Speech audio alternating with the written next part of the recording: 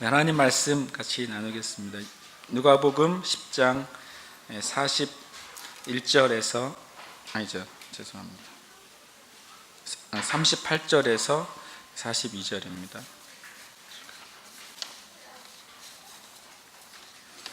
드디어 누가복음 10장을 끝납니다. 누가복음 10장이 생각보다 긴 것 같습니다. 함께 말씀 몽독하겠습니다.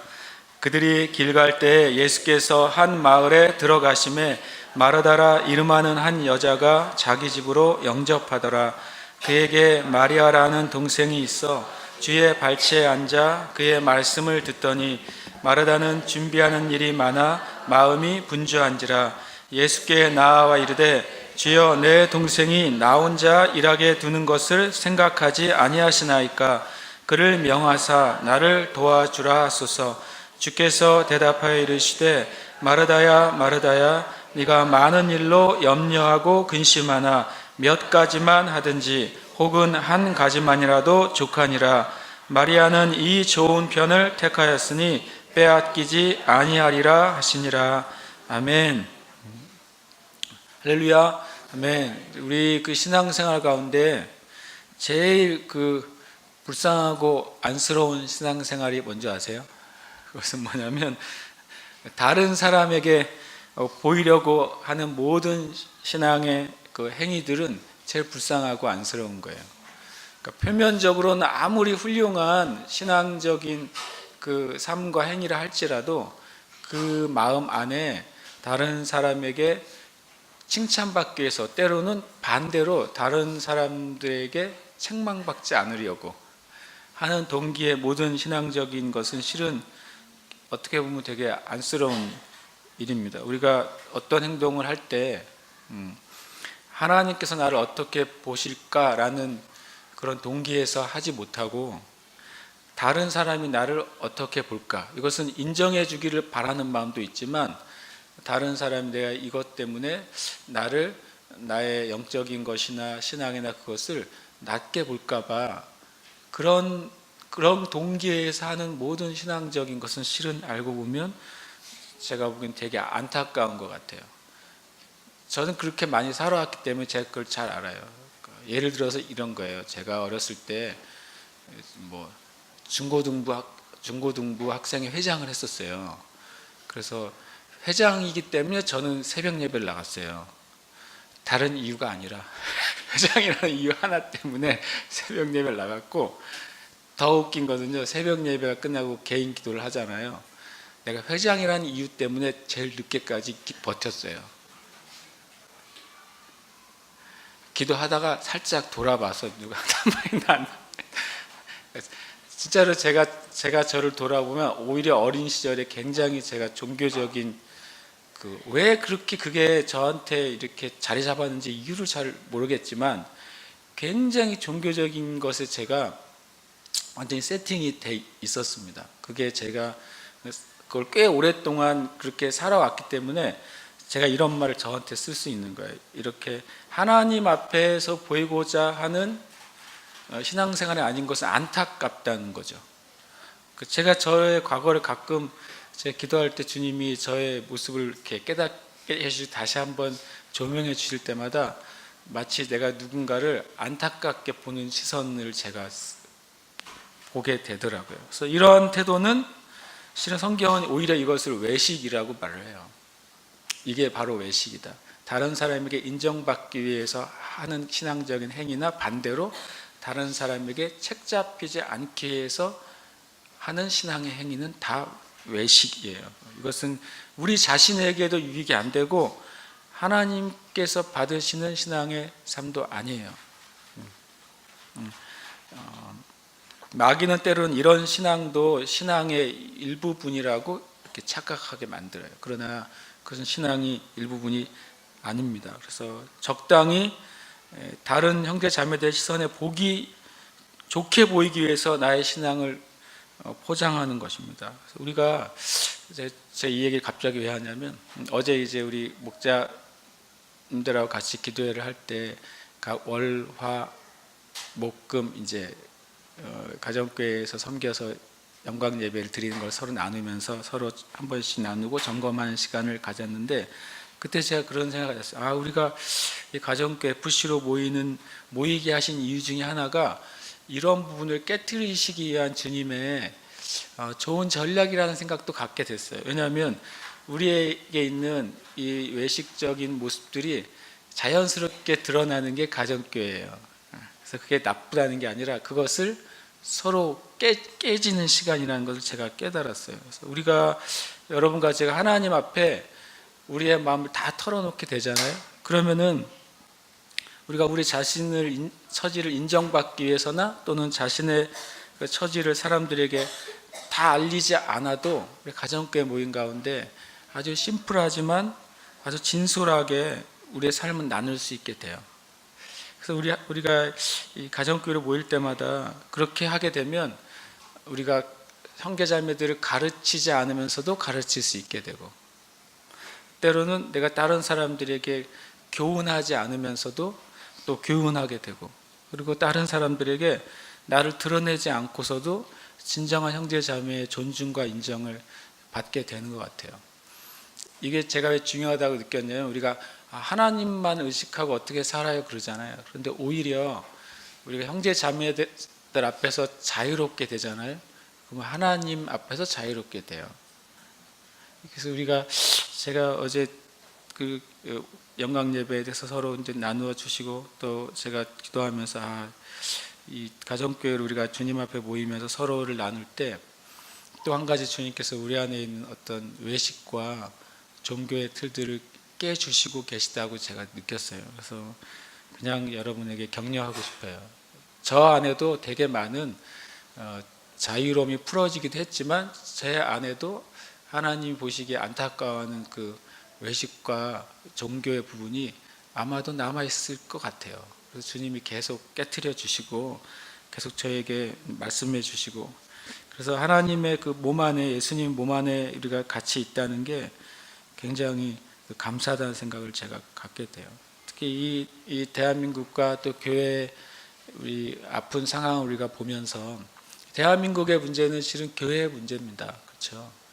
정치인들의 문제가 아니라 교회의 문제예요. 하나님은 이 대한민국을 볼 때 정치인도 보시고 또 경제인들도 보시고 교육가도 보겠지만, 그러겠지만 하나님의 눈에는 제1순위로 하나님의 교회와 몸된 교회 성도들을 보시겠다고 성경은 말씀하시잖아요. 그러니까 우리가 우리의 문제로 여기고 우리의 죄로 여기고, 저도 주님께 이번 주간에 이제 기도하면서 많이 회개했어요. 뭘 회개했냐면, 진짜로 나라와 위정자들을 위해 제가 마음을 들여서 많이 기도하지 않은 거예요. 성경에서는 그것을 첫 번째 기도의 순서에 놓으라고 여러 번 말씀하셨는데, 목사는 기도하면 굉장히 자연스럽게 교회를 1순위의 기도에 놓아요. 그것도 주님께 회개했어요. 그리스도인은 성경의 말씀대로 높은 지위에 있는 자들을 위해 기도하도록 부름받은 자들이에요. 높은 지위에는 정치적으로 높은 사람들, 경제적으로 높은 사람들, 또 종교 안에서 높은 사람들, 실은 모든 분야 가운데 높아져 있는 리더들을 위해서 기도하는 것이 실은 그리스도인들의 중보적인 자리거든요. 그래서 그것을 제가 한 주 동안 저 스스로도 그렇게 기도하지 않은 걸 제가 주님 앞에 많이 회개했어요. 기도는 해도 그것을 주님이 가르쳐 주신 순서대로 제일 먼저 기도하지 않은 거예요.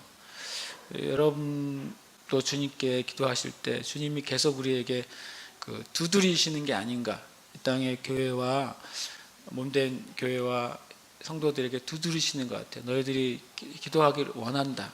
그렇게 할 때 주님이 또 행하실 것입니다. 그래서 주님의 그 몸으로 같이 있다는 게 얼마나 좋은지 요즘 더 많이 제가 주님 앞에 감사하고 또 더 기도합니다. 그래서 교회들이 세워질 때 그 지역과 나라들이 반드시 세워질 것입니다. 진짜 하나님의 몸된 교회들이, 주님의 몸된 교회들이 건강하게 되고 강하게 되고, 성경의 말씀대로 하나님의 충만한 것이 교회에 계속 차기 시작하면 그럼 하나님의 충만한 것이 그 지역에 나타날 거고 하나님의 충만한 것이 그 나라와 민족에 나타나게 되잖아요. 그것이 하나님의 선하신 계획과 방법인 줄 믿습니다. 그래서 여러분도 진짜 시간을 떼고 마음을 들여서 기도하십시오. 지나가는 말로 기도하지 말고 우리가 마음을 드린다는 게 뭔지 알잖아요. 마음을 드릴 수도 있고 마음을 안 드릴 수도 있잖아요. 기도할 때 마음을 드리면 마음이 거기에 이렇게 가잖아요. 그렇게 기도해야 돼요. 우리가 시간의 길이에 중요한 게 아니라 마음이 거기에 얹어지느냐 아니냐에 엄청난 큰 차이가 있습니다. 그래서 우리가 그렇게 기도하는 계속 저는 연말 연초까지는 계속 그렇게 기도해야 된다고 믿어요. 이 주님이 혼란의 상황들을 주님 정리해 주시고 이 나라에 어떤 주님의 방향성을 주실 때까지는 물론 주신 다음에도 놓으면 안 되지만 특별히 더더욱 그것이 방향이 바로 잡힐 때까지 문제들이 해결될 때까지 우리가 기도하시기를 축복합니다. 오늘 말씀 읽을 때 실은 지난주 10장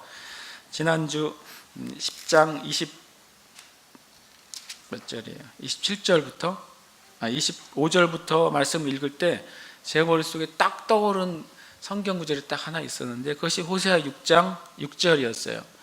호세아 6장 6절에 보면 이런 말씀이 있어요. 나는 인애를 원하고 제사를 원하지 아니하며 번제보다 하나님을 아는 것을 원하노라. 이 말씀이 저의 마음에 계속 자리를 잡았어요.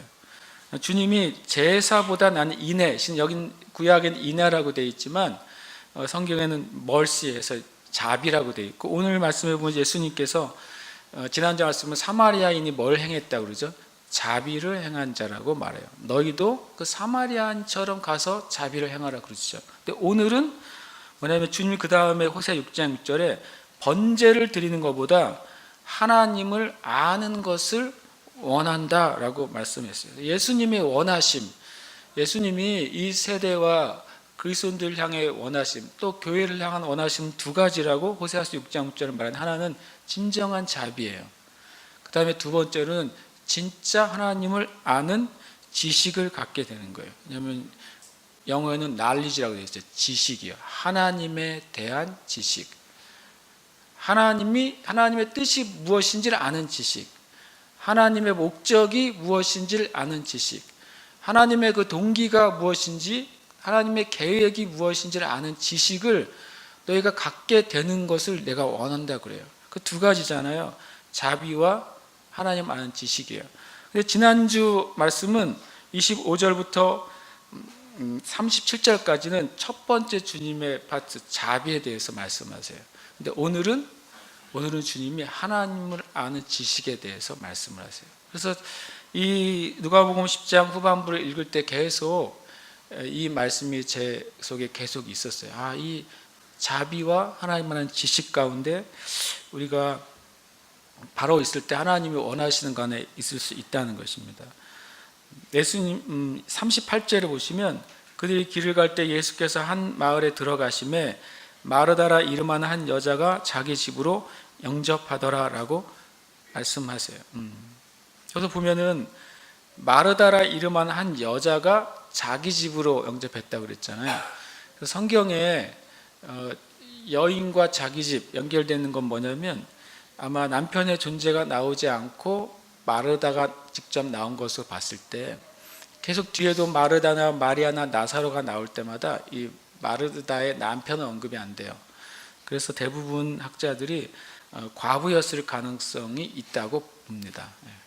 그리고 과부였지만 자기 집을 자기가 소유하고 있는 그리고 또 다른 나사로가 죽었을 때 수많은 유대인들이 와서 이 마르다와 마리아를 위로해 주었다고 말해요. 그 말은 그 지역에서 사람들에게 인정을 받는 그런 집안이었다는 것을 알 수가 있어요.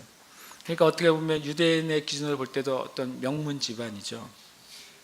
그런데 그때 예수님을 초대합니다. 이 마르다가 예수님이 지나가시는 것을 놓치지 않고 초대해요. 또 다른 성경에 보면 주님께서 이 마르다와 마리아 나사로의 이 남매를 굉장히 사랑하셨다고 또 이렇게 말씀하고 있어요. 실은 예수님이 이때 많은 사람이 예수님을 의심하고 있을 때예요. 예수님이 많은 도전과 공격을 받고 있을 때예요. 그렇죠. 유대인 사회 안에서 예수님에 대해서 수많은 의심의 눈초리가 있을 때, 그리고 제사장이나 사두개인이나 바리새인이나 율법학자들이 계속해서 예수님에 대해서 이 거짓말들이 이렇게 퍼뜨리고 있을 때도 놀랍게도 마르다와 이 자매는 주님을 사랑했고 주님을 영접하는 것을 두려워하지 않았어요. 이 제주도도 지금 덜하지만 완전 괜당 사회잖아요. 시적 공동체고 관계 사회잖아요. 제주도보다 훨씬 더 관계적인 사회가 있다면 유대인 사회일 겁니다. 훨씬 더 관계적이고 훨씬 더 연결돼 있어요. 아주. 근데 그런 사회 가운데서 사회 전반적으로 아직 예수님을 받아들이지 않았어요. 전체가, 공동체가. 그런데도 이 마르다 마리아는 예수님을 환영하고 사랑하고 영접해요. 이것을 보면서 우리는 항상 예수님과 또 주님의 교회가 이 시대나 이 상황 가운데 어떻게 여겨지든지 우리는 예수님을 환영하는 위치에 있어야 돼요. 주님의 뜻과 주님의 그 길을 우리가 환영하는 위치에 있을 때 그 주님의 은혜를 우리가 경험할 수 있게 됩니다. 여러분과 제가 항상 주님을 사랑하고 환영하는 자리에 있으시길 축복해요.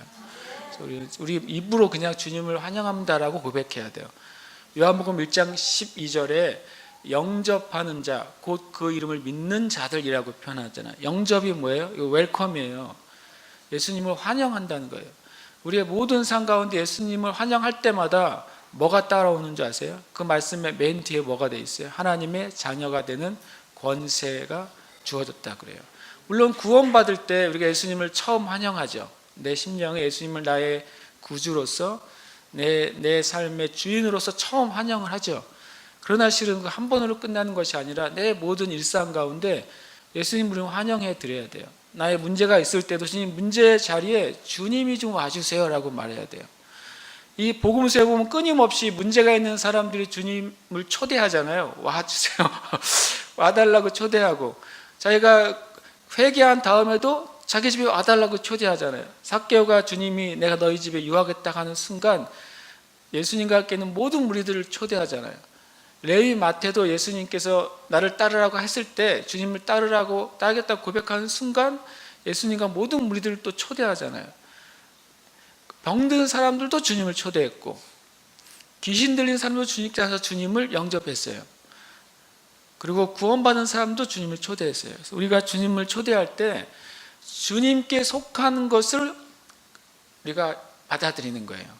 예수님께 속한 것이 뭐겠어요? 예수님께 속한 것이 하나님의 나라고 평강이고 그리고 하나님의 능력과 권능이 아니겠어요? 우리가 주님을 환영할 때마다 예수님께 속한 것을 우리가 받아들이는 거예요. 에베소 1장 3절에 보면 하나님께서 하늘에 있는 모든 신령한 것을, 거기 뭐라 하죠? 신령한 복을 예수 그리스도 안에서 우리에게 주셨다 그래요. 그러니까 여러분과 제가 또 교회가 모든 예수님의 것을 환영하겠다고 결정하면 예수님을 통해서 하늘에 속한 모든 신령한 복이 우리에게 전달이 되는 거죠. 우리 마음에 결정을 해야 돼요. 주님, 예수님께 속한 것이라면 제가 정말 어디 광고처럼 묻지도 말고 따지지도 말고 나는 다 환영하겠습니다. 이렇게 하시길 축복합니다. 네. 이 마르다의 태도는 굉장히 훌륭했어요. 마르다는, 근데 39절에 보면 이렇게 되어 있죠. 그에게 마리아라는 동생이 있어 주의 발치에 앉아 그의 말씀을 듣더니 라고 되어 있어요. 근데 그게 되게 이렇게 38절과 39절에 보면 잘못 이해하면 마르다는 환영했고 마리아는 뒤에 있다가 그냥 달랑 좋은 것만 얻어먹은 사람처럼 보일 수 있잖아요. 그러나 이 영어 본문에는 also가 나와요. 역시라고 그래요. 또한 이런 거죠. 왜냐하면 마리아도 마르다처럼 예수님을 환영했을 뿐만 아니라 라고 하는 거죠. 환영했어요. 둘 다 예수님 오신 걸 환영했을 뿐만 아니라 마리아는 주님의 발치에 앉아서 주님의 말씀을 들었다 이렇게 돼 있어요. 재밌게도 이렇게 표현이 좀 100% 정확한지 모르겠지만 마르다는 예수님을 위한 일에 관심이 있었어요. 그런데 마리아는 예수님이 원하는 것에 관심이 있었어요. 이거는 말장난이 아니라 예수님이 이렇게 말씀하셨어요. 선택했다. 우리가 뒤에 보면 42절에 보면 마리아는 이 좋은 편을 뭐 했다고요? 선택했다고 돼 있어요. 그러면 마르다도 다른 편을 선택한 거예요. 우리가 주님 앞에 나갔을 때 선한 동기에 둘 다 주님을 환영해요. 그런데 어떤 사람들은 또는 어떤 사역자는 또는 어떤 교회는 주님을 위한 일에 포커스가 맞춰져요. 어떻게 하면 주님을 위해서 이 일을 할 것인가? 어떻게 하면 주님을 잘 사람들에게 알리게 할 것인가? 이건 선한 동기고 선한 일이에요. 좋은 일이죠. 주님이 마르다 보고 죄를 지었다고 말씀하시진 않으셨어요. 그런데 이 좋은 편을 선택했다고 그래요. 둘 다 좋은 것이지만 마리아가 훨씬 더 좋은 것을 선택했다고 말씀하시는 거예요. 그런데 마리아는 뭐에 관심이 있었냐면 주님을 환영하고 나니까 주님이 뭘 하러 오셨는지를 보기 시작했어요. 주님이 밥 먹으러 온 거 아니란 말이죠. 배고파서 배가 고프던 차에 마르다가 환영하니까 야 오늘 점심이 해결됐구나 그러고서 들어오신 게 아니라 주님은 마르다가 환영할 때 뭘 원하셨어요? 이 가정과 함께 있는 사람들에게 생명의 진리를 주고 싶은 것이 주님의 첫 번째 목적이었어요.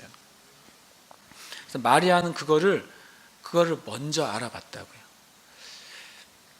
그래서 여러분과 저도 마찬가지로 마리아처럼 주님이 원하신 일에 좀 관심을 가져야 돼요. 왜냐하면 주님을 위한 일 많이 있죠. 그것이 잘못된 것이 아닙니다. 당연히 또 해야 되는 것입니다. 마르다의 동기는 칭찬받아야 마땅합니다. 근데 주님은 주님이 원하시는 것을 살피는 것을 더 기뻐하세요. 교회도, 이 땅에 있는 교회도 주님을 맞이하고 그 다음에 주님이 무엇을 원하시는지를 살펴야 돼요. 우리도 2016년을 이제 11월 달이 됐으니까 이제 실치만 보내야 되는 때가 되지 않았습니까? 그리고 2017년을 그렇게 환영하지는 않더라도 맞이해야 되는 때가 다가오고 있는데, 여러분 개인적으로, 가정적으로, 그리고 또 교회적으로 주님 앞에 나가서 좀 물어야 돼요. 우리가 주님을 위해 해야 될 일도 있습니다. 그건 당연히 해야 되는데, 당연히 해야죠. 그런데 한 가지 물어야 돼요. 주님이 저의 삶에 원하시는 게 뭐예요? 주님, 우리 가정에 원하시는 게 뭐예요? 또 가정교회들도 또 그런 시간을 가졌으면 좋겠어요. 가정교회를 기도하면서 주님, 우리 가정교회를 향한 주님의 원하심이 뭡니까? 또 우리 교회도 주님께 나가야 돼요. 주님, 이 교회를 향한 주님의 원하심이 뭐예요? 그럼 우리가 그 자리로 가는 사람이 제일 좋은 걸 선택하는 거예요. 제일 좋은 걸 선택하시길 축복합니다. 저도 여러분도 제일 좋은 걸 선택했으면 좋겠어요. 주님이 최고 좋은 것, 그 다음 좋은 것 놨을 때 최고 좋은 걸 선택해서 그건 이기적인 것도 아니고 잘못된 것도 아니에요. 주님이 그거를 원하시잖아요. 과일 3개가 있으면 어떤 아이는 계속 좋은 것만 먹고 어떤 아이는 나쁜 것만 먹을 수도 있다는 거 아시죠? 과일 3개가 있으면 깨끗한 과일, 조금 흠집난 과일, 반쯤 썩은 과일 3개가 있으면 어떤 사람은 셋 중에 제일 좋은 과일 먼저 먹어요. 그럼 제일 좋은 거 먹은 거잖아요. 그 다음에 2개 중에 제일 좋은 과일 먼저요. 그것도 제일 좋은 거 먹은 거잖아요. 하나 남은 것 중에 제일 좋은 거 먹어요. 그럼 3개 다 제일 좋은 거 먹었죠. 근데 3개가 남았는데 이게 반 썩었으니까 이거부터 먹어야지. 그럼 셋 중에 제일 나쁜 거 먹어요. 둘 중에 하나, 얘는 깨끗하고 얘는 좀 상했으니까 이거부터 먹어야지. 그러면 둘 중에 제일 나쁜 거 먹어요. 이제 하나 남았으니까 먹어야지. 똑같이 3개 먹어도 한 사람은 제일 좋은 3개를 먹는 것이고 어떤 사람은 제일 나쁜 3개를 먹는 거예요. 그럴 수 있냐고? 있습니다. 그럴 수 있어요. 우리 삶 가운데. 그래서 여러분 제일 좋은 걸 선택하시길 축복합니다. 주님이 분명히 마리아는 이 좋은 것을 택하였으니 그 다음 말이 놀라운 축복이잖아요. 빼앗기지 않을 것이다. 정말 이 말이 정말 딱 붙잡고 싶은 말씀이에요. 고린도전서 12장 31절에 이런 말씀이 있어요. 너희는 더욱 큰 은사를 사모하라 그랬어요. 지금 분명히 이것을 사모하라 그랬어요. 이것은 이기적인 것이나 욕심이 아니에요. 이건 정욕도 아니에요. 주님이 큰 걸 사모하라 그랬어요. 그러니까 주님이 이 9가지의 은사를 고린도전서 12장에서 풀어주셨잖아요. 성령님의 뜻에 따라서 주님의 백성들을 나눠주신다고 그랬어요. 9가지 은사들을. 그런데 그 중에서 주님이 더욱 큰 은사를 사모하래요. 계속해서 더 큰 은사들이 나타나고 개발되고 역사하도록 사모하라 그래요. 그러면서 내가 가장 좋은 길을 너에게 보이리라. 그리고 그 다음 절이 뭔지 아세요? 고린도전서 12장 32절은 없어요. 그러나 고린도전서 13장 1절이 있어요. 그 다음에 뭡니까? 처음이 뭐예요? 사랑이 나오는 것이죠. 사랑은 은사가 아니에요. 가끔 이 고린도전서 12장을 은사장이라고 그러고 13장을 사랑장이라고 말하면서 사랑이 가장 큰 은사라고 설교하시는 목사님들이 있는데, 사랑이 만약에 은사라면 심각한 문제가 발생해요. 왜냐하면 은사는 영어로 기프트잖아요. 기프트를 뭐라고 하면 성령님이 나눠주시는 거라고 그랬어요. 그러니까 은사는 모든 사람이 다 치유의 은사가 있을 수는 없는 거예요. 나눠주시니까 어떤 사람은 치유의 은사가 있지만 어떤 사람은 없는 거죠. 그죠? 만약에 사랑을 제일 큰 은사라 그러면 심각한 문제가 발생해요. 하나님이 그것도 성령님 누군가한테만 나눠주셔야 되니까. 사랑은 은사가 아닙니다. 사랑은 뭐냐면 길이에요. 31장에 내가 또한 가장 좋은 길, 무슨 길이에요? 하나님의 은사가 가장 강력하게 나타나고 온전하게 나타나는 가장 좋은 길이 사랑이라는 거예요. 그래서 사랑을 추구하라고 나와요. 그래서 14장에는 사랑을 추구하면서 은사를 추구하라고 나와 있어요. 더 큰 사랑이 우리 안에 부어져 있잖아요. 사랑이 로마서 5장 5절에 보면 성령님이 우리에게 임하실 때 하나님의 초자연적인 사랑을 우리에게 부어주셨다 그래요. 여러분, 우리가 기도할 때 성경적으로 기도하려면 주님 저에게 사랑을 주세요라고 기도하는 건 성경적이지 않아요. 그럼 그 말은 무슨 말하고 똑같냐면 저를 구원해 주소라고 하는 말하고 똑같아요. 우리가 구원받을 때 거듭날 때 로마서 5장 5절은 성령님을 통해서 우리가 거듭날 때 우리 안에 뭐가 부어졌다고요? 하나님의 초자연적인 사랑이 부어져 있다 그래요. 그럼 우리는 사랑에 대해서 기도할 때 뭐라고 기도해야 돼요? 주님, 저에게 거듭날 때 나의 심령에 부어주신 사랑이 이제는 나타나게 해주세요 라고 기도해야 돼요. 사랑은 주셨습니다. 믿음도 주셨잖아요. 여러분과 제가 주님 믿음을 안 주셨으면 어떻게 구원을 받았겠어요? 우리 믿음이 자라도록 기도해야 돼요. 믿음이 커지도록 기도해야 되고 강해지도록 기도해야 되고 온전하도록 기도해야 되고 믿음이 실제로 내 안에서만 있지 않고 역사하도록 기도해야 돼요. 성경적으로 기도할 때 성경적으로 역사가 나타나겠죠. 그래서 기도는 우리가 기도를 배운다고 하는 차원은 저는 성경적으로 기도하는 것을 배우는 거지 어떤 방법, 어떤 순서 그렇게 기도하는 것에서 기도를 배우는 것이 아니라고 저는 믿어요. 성경적으로 기도하는 것을 배우는 게 기도를 배우는 거예요. 그래서 이 주님이 우리에게 더 큰 은사를 사모하라고 그랬어요. 그래서 우리가 더 하나님께 속한 것을 사모하게 되기를 축복합니다. 그리고 이 마리아가 어떻게 했냐면 주님의 발치에 앉아서 그의 말씀을 들었다 표현해요. 사도전 22장 3절에 바울이 자기 얘기를 하면서 재밌는 표현을 했어요. 사도전 22장 3절에 보면 나는 유대인으로 길리기아 다소에서 났고 이 성에서 자라 가말리엘의 문화에서 우리 조상들의 율법의 엄한 교훈을 받았고 이렇게 돼 있어요. 바울 사도가 자기가 한때 공부 좀 했었잖아요. 공부 좀 했던 걸 뭐라고 표현하냐면 가말리엘의 문화에서 공부했다고 그랬는데 문화가 뭐라고 되어 있냐면 원래의 뜻은 발 밑에 앉아서라고 되어 있는 거죠.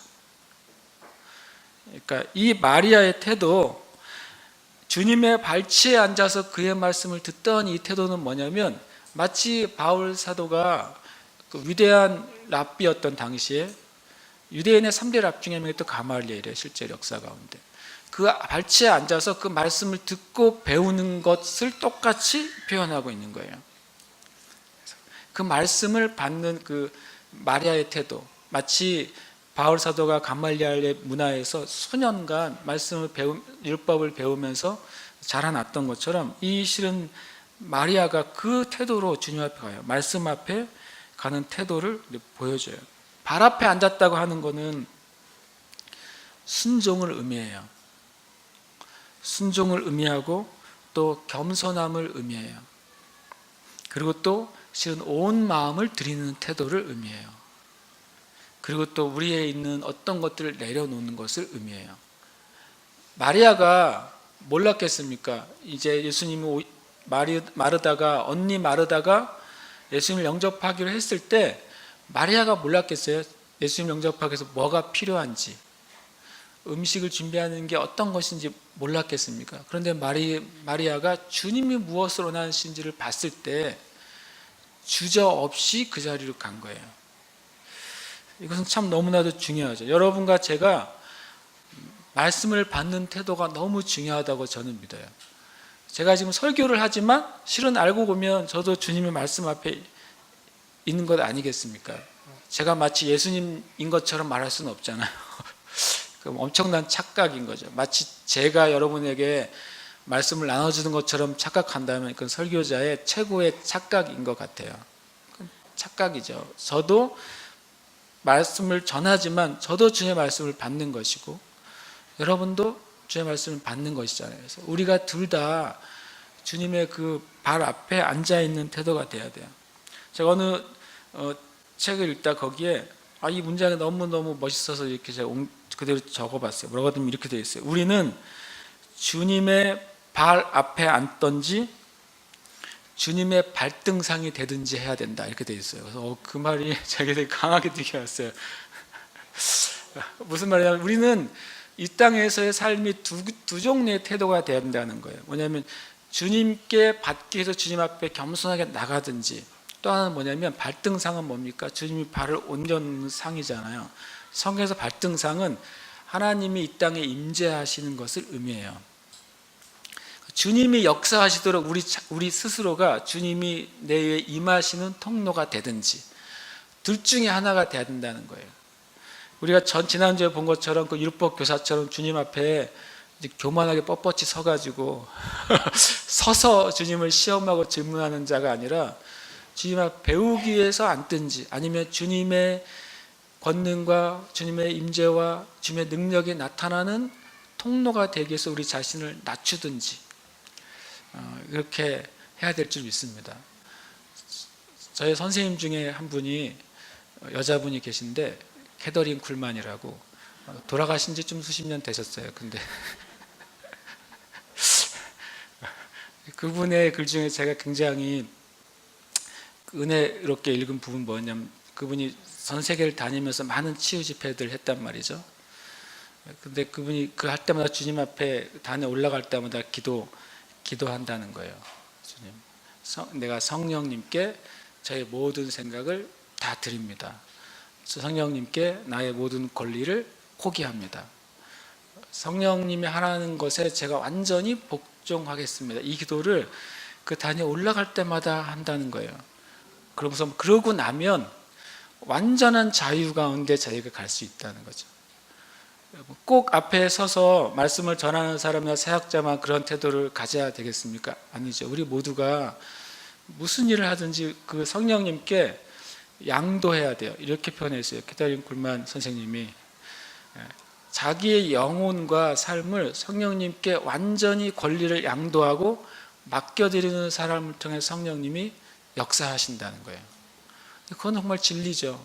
그래서 여러분과 제가 그 주님 앞에 발치에 앉았을 때 그렇게 맡겨드려야 돼요. 그러면 주님께서 우리를 통해 하나님의 일을 하시는데 전혀 주저하지 않으실 겁니다. 우리가 주님 앞에 계속 예배 드릴 때도 우리는 주님 앞에 앉고 주님의 발등상이 되고 그럴 때 주님이 역사하실 것입니다. 40절에 보면 주님이 마르다가 좋은 것을 선택하지 못한 이유를 주님이 말씀하세요. 이유를 뭐라고 보여주냐면 성경은 준비하는 일이 많아 마음이 뭐라고요? 분주해졌다 그래요. 그러니까 이 분주함은 당장은 죄는 아니에요. 분주함이 당장 우리가 하나님을 떠나게 하지는 않아요. 그러나 분주함은 영적으로 큰 손실을 얻게 만들어요. 영적으로 큰 손실을 줍니다. 때로는 우리가 주님의 몸된 교회나 또는 형제 자매들을 위한 어떤 일을 하는데 그것이 우리를 분주하게 하면, 그리고 분주함이 더 나아가서 우리를 괴롭게 하면 그것은 하나님께서 우리를 향한 뜻이 아니에요. 전에 한번 한 수년 전에 우리가 예배드리고 식사하는 것까지도 좀 제 마음에 식사하고 준비하는 것 가운데 그게 혹시 주님께 집중하는데 장애물이 될까 싶어서 한 몇 개월 동안 우리가 삼각김밥을 먹었던 적이 있어요. 근데 그게 또 더 괴로워가지고 안 했죠. 그런데 이렇게도 해보고 저렇게도 해보지만 중심은 뭐냐면 우리가 주님을 섬기는 일에서조차까지 주님에 대한 우리의 관점을 흐트러지게 하면 안 되겠다고 하는 거예요. 우리 삶 가운데. 그래서 에베소 4장 26절에 이런 말씀이 있어요. 분을 내어도 죄를 짓지 말며 해가 지도록 분을 품지 말고 마귀에게 틈을 주지 말라 그랬어요. 이게 마르다에게 해당이 되냐? 해당이 되더라고요. 처음에는 마르다가 예수님을 환영했어요. 굉장히 기쁨이 충만했어요. 기쁨이 충만해가지고 주님을 위해서 음식을 준비하기 시작했어요. 그때는 기쁨이 계속 충만해요. 근데 예수님이 말씀이 계속 길어져요. 그런데 일은 많아져요. 그래서 사람의 도움이 필요해요. 도움이 필요해서 이리 뛰고 저리 뛰고 해요. 그때까지도 충만해요. 근데 봤더니 마리아가 없네요. 마리아가 어딨냐고 물어봤더니 예수님 앞에서 말씀을 듣고 있어요. 맨 뒤에라도 앉아있으면 가서 나오라고 할 텐데 예수님 앞에 가서 발치에 앉아있어요. 그때부터 마르다의 마음에 무슨 일이 벌어질까요? 생각해 보셨어요? 처음에 분주함이 나중에는 이 마리아에 대한 쓴 마음이 돼요. 마리아에 대한 쓴 마음은 노함이 돼요. 그 노했다는 걸 어떻게 알 수 있냐면 지금 예수님 말씀을 전하고 있는데 가서 끊어요. 뭐 때문에 끊어요? 쟤 좀 보내주세요.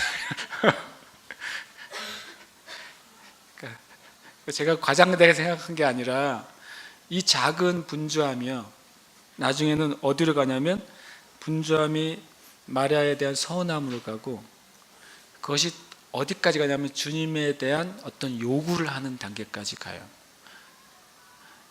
뭐라고 표현하고 있냐면 주여 내 동생이 나 혼자 일하게 두는 것을 생각하지 않습니까? 라고 되어 있어요. 생각하지 않습니까? 왜 저한테는 나를 케어해 주지 않으세요? 되어 있어요. 원어에는요. 왜 주님 저는 생각해 주지 않고 마르다가 앉아있는 것만 생각해 주세요? 그거예요. 왜 말씀을 전하는 것만 정신이 팔려 있으시고 내가 이렇게 고생하는 거는 이렇게 주님이 생각해 주지 않으세요? 그러는 거예요. 이것은 아주 부드러운 원망이에요. 그러나 그것도 원망이에요. 이 분주함이 거기까지 가요. 내 사랑하는 형제에 대한 원망에서 예수님에 대한 원망까지 갈 수도 있다. 그래서 우리가 주님 앞에 이 부분을 참 어떻게 보면 조심해야 될 부분 중에 하나인 것 같아요.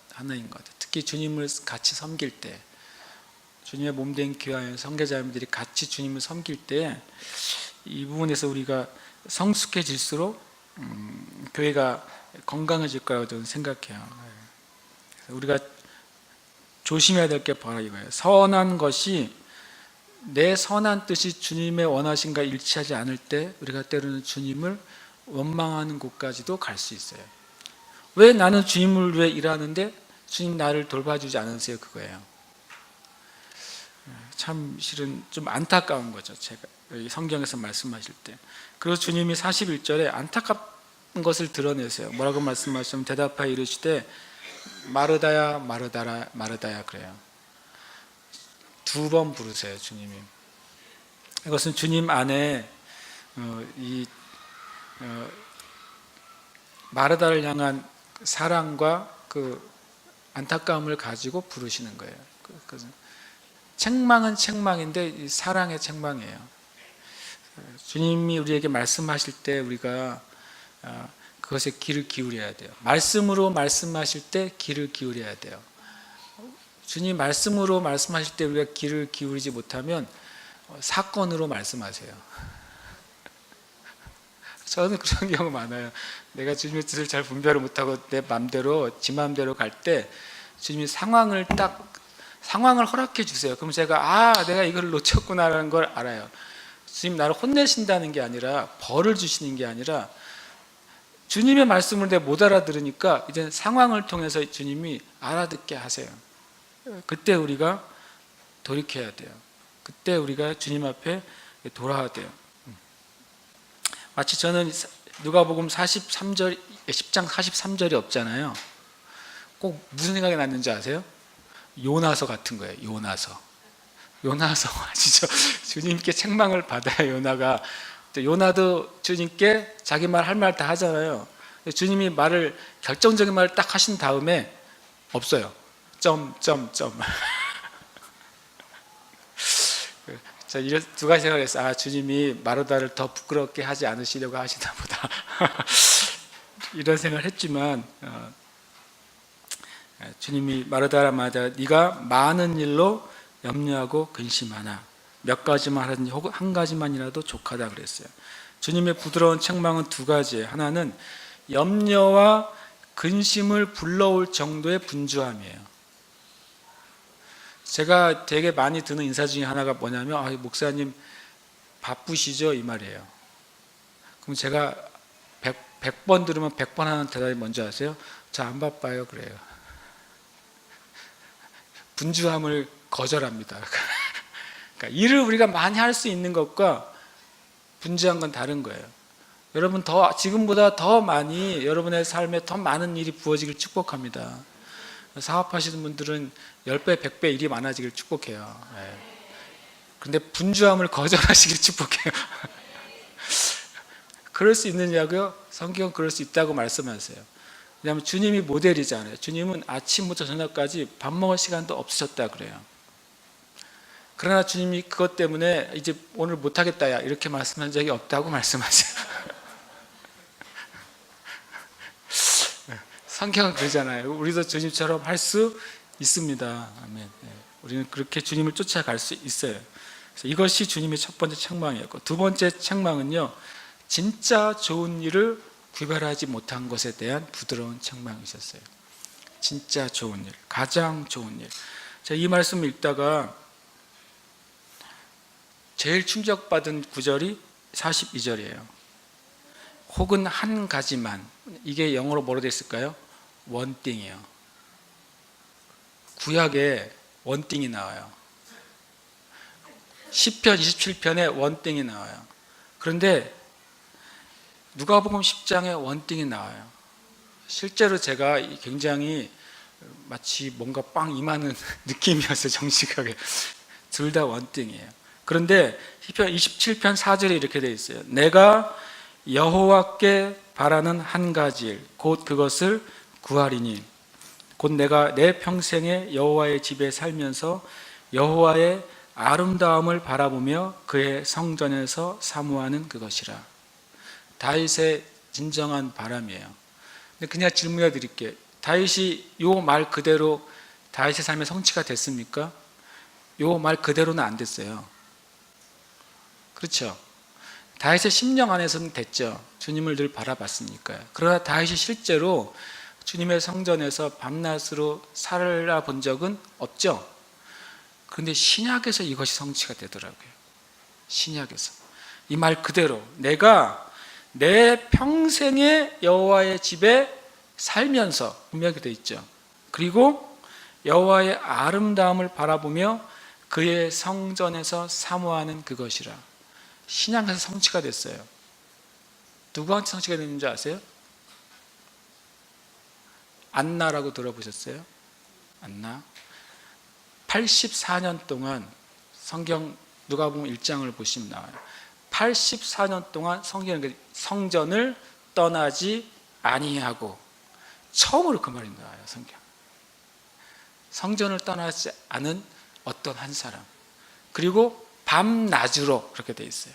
밤낮으로 worship and feasting이라고 되어 있어요. 예배하며 금식하며 하나님을 섬긴 사람, 그 여자가 안나야, 선지자 안나. 예수님을 한 방에 알아본. 제가 이 시편 27편 4절을 처음에 42절에 이 원띵이란 단어를 보고서 굉장히 신기하다고 느껴졌고요. 그러면서 시편 27편 4절을 자연스럽게 묵상하게 됐어요. 그 말씀 묵상하다 보니까 관주가 궁금했어요. 관주가 놀랍게도 안나를 향해 있다는 사실을 알았어요. 신약에 이 시편의 진정한 갈망, 그냥 삶을 그냥 그대로 살아준, 어떻게 보면 신약의 유일한 모델이에요. 1년도 아니고 10년 아니고 84년간 과부가 된 지 84년 동안 성전을 떠나지 않고 밤낮으로 주님을 예배하며 금식하며 주님을 섬긴 여인. 엄청 강력하죠. 실제로 그렇게 주님 앞에 있어요. 근데 여기 또 한 여인이 있는 거예요. 이 마리아가 주님이 오셨을 때 주님이 뭘 원하시는지를 알아채고 주님께 갔어요. 그래서 저는 이 시편 27편 4절하고 누가복음 10장 42절이 만나야 된다고 생각해요. 우리의 심령이 원하는 것이 예수님이 원하는 것과 만나야 돼요.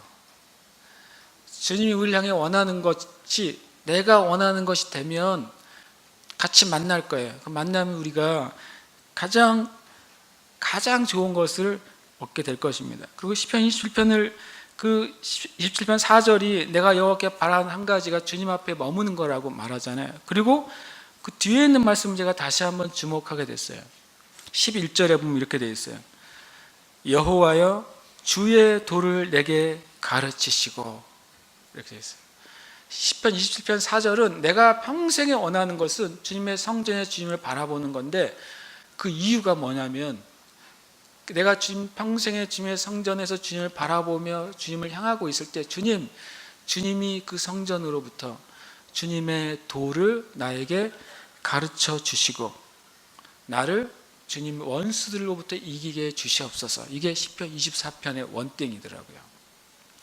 그렇게 보면 실은 마리아도 이 시편 27편의 4절을 보여준 모델이 돼요. 주님이 원하는 것을 알아챘고 주님이 그 한 가지, 하나님이 진짜 원하시는 것은 누군가가 하나님께 먼저 나오는 거예요. 주님을 위해 뭔가 일을 하기 전에 먼저 주님 앞에 나와서 주님을 만나고 주님으로부터 도를 배우는 거예요. 주님의 말씀을 듣는 것을 최우선으로 생각하는 거예요. 그럴 때 주님이 그에게 주님의 길을 가르쳐 주세요. 그러고 나서 하는 일이 진정한 주님을 위한 일인 거죠. 여러분 개인적으로 예배를 드리시거나 또는 교회에 와서 지성소 예배로 섬기시거나 아니면 회중 예배로 같이 드리시거나 할 때마다 이거를 꼭 기억하세요. 내가 주님 앞에 나아가서 주님의 가르침을 받고 주님을 위해 내가 일하고 싶다고요. 내가 정한 주님을 위한 일이 아니라 주님의 원하시는 주님을 위한 일. 이것은 마리아의 선택이었고 주님이 그것을 옳다고 인정해 주셨어요. 우리는 가장 유익하고 빼앗기지 않는 것을 선택해야 돼요. 디모데전서 4장 8절에 보면 육체의 연단은 약간의 유익이 있지만 경건은 범사에 유익하니 금생과 내생의 약속이 있다 그랬어요. 여러분 경건은 이 땅에서도 유익이 있어요. 경건은 영원한 하나님 나라에서도 유익이 있어요. 그래서 주님 앞에 나아가는 그 경건의 삶을 여러분의 삶의 1순위로 나가시길 축복해요. 때를 안다는 거 있잖아요. 때를 안다는 것. 이 마리아는 때를 알았어요. 우리가 때와 시를 안다라고 표현한단 말이죠. 전도서 1장 3장 1절에 보면 범사에 기한이 있고 천하만사가 다 때가 있다 그렇게 말하는데, 때를 안다고 말할 때마다, 또 우리가 마지막 때를 말할 때마다 우리 일차적인 관심이 연월 일시에 있어요. 때를 안다고 말할 때, 그런 성경에서 말하는 때는 뭐냐면 무엇을 해야 되는지 우선순위를 말을 해요. 우선순위. 마지막 때를 아는 것은 뭐냐면, 마지막 때가 몇 년 몇 월 며칠이냐가 아니라 이 마지막 때에 내가 무엇을 하는 게 주님의 뜻인지를 아는 게, 그게 때를 아는 거예요. 농부가 때를 안다는 게 무슨 뜻이에요? 농부가 겨울이라는 때를 안다는 게 뭐예요? 봄에 씨를 뿌리기 위한 준비를 하는 것이 때를 아는 거죠. 봄에 농부가 때를 안다는 게 뭐예요? 봄에 씨를 실제로 뿌리기 위해서 밭을 갈고 물을 대는 게 때를 아는 거죠. 때를 안다는 것은 시간의 의미가 아니라 무엇을 해야 되는지에 대한 지혜를 얻는 거예요. 여러분과 제가 지금의 때를 정말로 잘 알고 그것을 살게 되길 축복해요. 지금은 1차적으로 우리가 주님 앞에 기도해야 될 때예요. 저는 주님께 너무 감사해요. 우리를 쳐서 기도하도록 불러주셔서 너무 감사하다. 주님이 계속 부르고 있는데, 주님이 계속 콜링하고 있어요. 모든 교회들을, 주님의 성도들을, 모든 세대를 지금 기도하라고 부르고 계세요. 그래서 그 주님의 그 발치 앞으로 가시길 축복해요. 그래야 가장 좋은 때를 사는 거예요.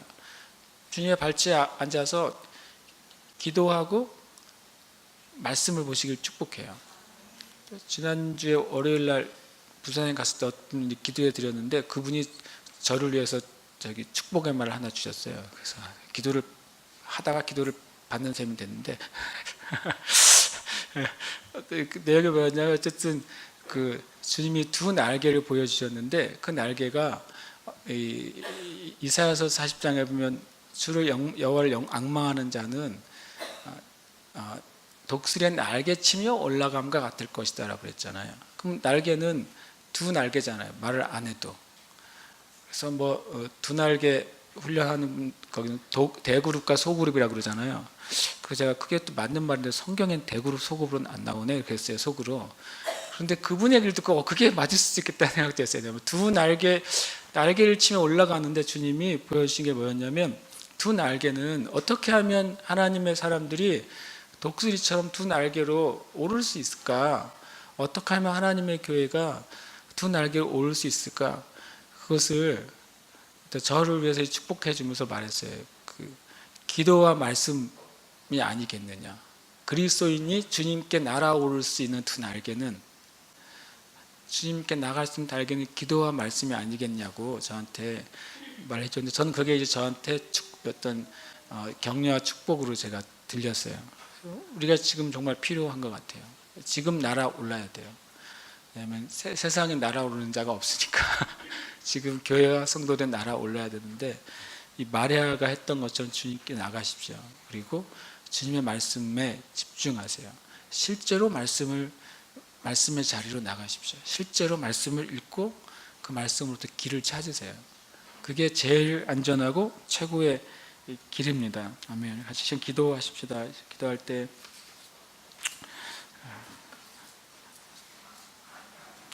다윗이 진정으로 원했던 그 한 가지, 그리고 안나 선지자가 자기 평생을 들여서 삶으로 드렸던 그 한 가지, 그리고 마리아가 많은 분주한 가운데서도 선택했던 한 가지, 그리고 주님도 우리를 보고 원하시는 거예요. 나는 너희에게 자비를 원하고, 나는 너희에게 하나님을 아는 진정한 지식이 너에게 있기를 원한다고 했던 것, 우리도 원합니다. 우리가 시간 기도할 때, 주님, 저도 이 한 가지를 원합니다.